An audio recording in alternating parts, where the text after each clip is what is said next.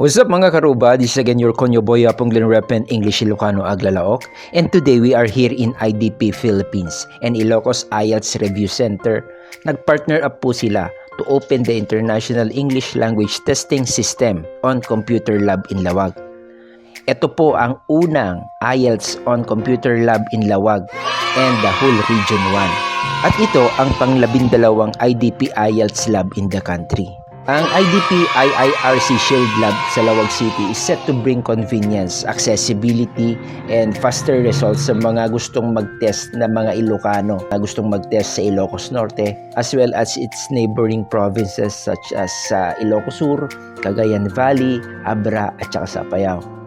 Itong Shared Lab ay nagbibigay ng opportunity at nagso-showcase ng kanilang English language proficiency in a manner of complementing modern technological advancements. Alam niyo ba na ang IDP has more than 1,500 IELTS test locations across 56 countries, including more than 280 IELTS on computer test centers. So, napapabilang siya sa 280 IELTS computer test centers. With IELTS being the world's most recognized, reliable, and secure English language experience, the IDP IIRC IELTS on Computer Shared Lab allows test takers to book their IELTS test at the venue, to have access to numerous IELTS test preparation and review materials, and to take IELTS on computer. IELTS on computer offers a convenient way of complementing the reading, listening, and writing parts of the test using a computer, together with the video call speaking. Test with an IELTS examiner, allowing test takers to complete the entire test in only 1 day. Test takers can also enjoy faster release of test results in just 3 to 5 days, and they enjoy more testing schedules to choose from. More than 3 million IELTS tests are administered this year, as IELTS is accepted by more than 11,000 organizations in over 140 countries, including universities, employers, immigration authorities, and professional institutions. In addition, IELTS gives test takers a choice, with IELTS being the only high-stakes test that can be taken on paper, on computer, and online. Ang bagong IDP IIRC IELTS on Computer Shared Lab ay matatagpuan dito sa 4th floor, FQG Building, General Segundo Avenue, corner JP Rizal Street, o dito sa Bacara Road, in the heart of Laoag City. So sa mga gustong mag-test, it's available every Friday, morning session and afternoon session from 9 a.m. to 12 noon sa morning session. Yung afternoon session naman is 2 p.m. to 5 p.m. And Saturday, morning session 9 a.m. to 12 noon. And sa Saturday, afternoon session, it's 2 p.m. to 5 p.m. So yan po yung mga available na IELTS test kung gusto nyo mag-test dito sa IDP IIRC Computer Shared Lab. Sa mga Ilocanong gustong mag-abroad and they are taking English proficiency test, dito na kayo sa IDP Philippines and Ilocos Norte IELTS Review Center. Malapit na po ang IELTS Center natin, dito lang sa Laoag. So there's no need to go to La Union, there's no need to go to Manila. It's here in Ilocos Norte.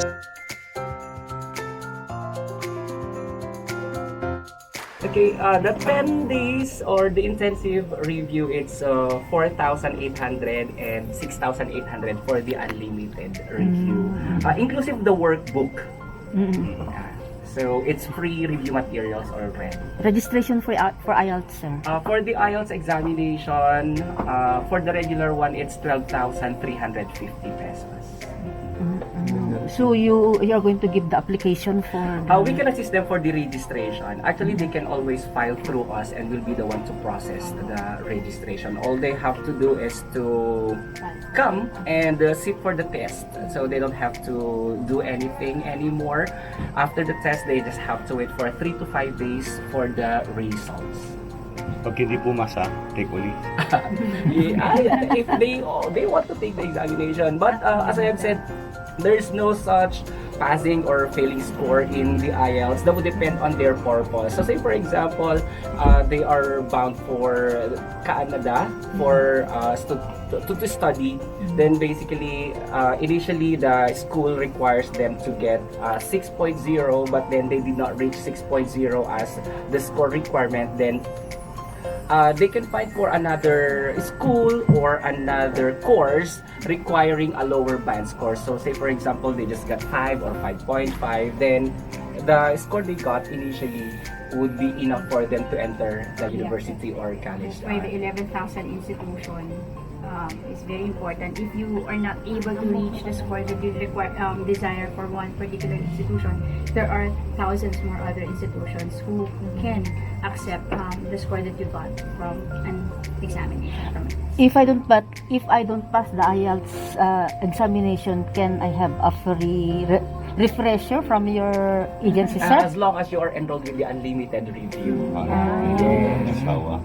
As long as you are enrolled with the unlimited review, then you can always continue your review if you did not reach your target band score. So the IELTS is being tested. A test taker will be tested in 4 skills: listening, reading, writing, and speaking. So each test taker will receive a band score for each component and an overall band score. So depending on the institution, depending on the purpose of living in another country, score requirements may vary. For example, for nurses, it can be a 7. Also depending on the country that they are pursuing. So UK has a different requirement than US, so something like that. So if you are a butcher, there's also going to be a different requirement for IELTS. So, walang daya.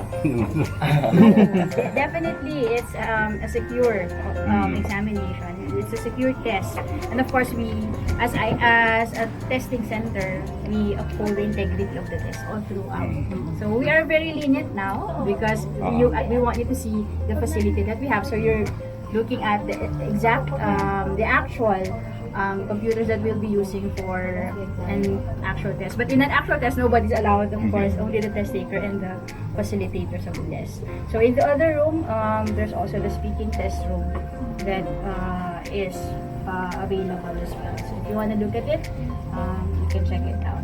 But it's just Ma'am, what is your cutting edge compared to other review centers? Cutting edge. Wow.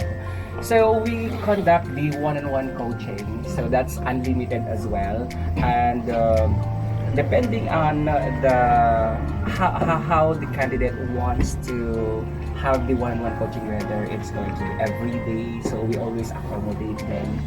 And they can choose their preferred schedule, preferred time slot on a particular day. And if they want to have more one-on-one coaching, we make sure to give them a slot. So there's no, regardless of the number of students on a particular month we have, since currently we are enrolling 85 individuals monthly. So, only here, we only have one branch, only here in Laoag, so 85 is actually huge already. And if ever that the number of students increase also, then we make sure to add more qualified teachers for us to be able to accommodate everyone. Sir, lastly, what's your purpose bakit dito sa Ilocos Norte? Of course, for us to help fellow Ilocanos, not only the candidates from Ilocos Norte, but also neighboring provinces such as in Cagayan, even Apayao, Abra, and Ilocos Sur. Okay, since before they used to travel to Baguio and Manila, and considering that we have to consider our budget. So if they travel to Manila or Baguio, they have to spend for the travel expenses, likewise with hotel accommodation and of course the food. So we are providing convenience to our fellows. Walang discount siya. We normally provide discounts for the review, but for the examination, it's really fixed. Mga scholarship We can talk about it. We can talk about scholarships. It's really possible to provide scholarships. Actually, we are Yung sponsoring. may sponsored by government po, may mga ganun. Yes. Okay. Yes. Mga less fortunate. For less fortunate people who wish to go abroad, yeah, we can always talk and provide scholarships or sponsorships for them. Sir, ano yung assurance na talaga yung magtitike siya talaga mismo baka gagamit siya ng ibang tao? They have to provide ID identification. So yeah, when it comes to the actual test, so sir here assists people from reviewing for the test and also with the registration. And IDP Philippines is the one administering the test itself. So we are from Manila, our main office is in Ortigas. But we have a lot of offices as well. We have Cebu, we have Makati, and we go to different parts of the Philippines to conduct the test on paper. But having the computer-delivered IELTS test here, like what Sir Nelson here has mentioned, it's really convenience for the Laoagans because before we only used to go here maybe once a quarter. So kasi we have to wait for like 3 months or travel to different parts of the Philippines just to be able to take the test. But now they can choose Wednesday up until Sunday, AM or PM, take it on computer. They don't have to spend so much just to be able to pursue their dreams. Sana nag-enjoy kayo dyan sa bagong open na IELTS. And once again, this again your Conyo Boy, akong Lin Rep in English, Ilocano, Agalaokyo. Peace out. Bye-bye.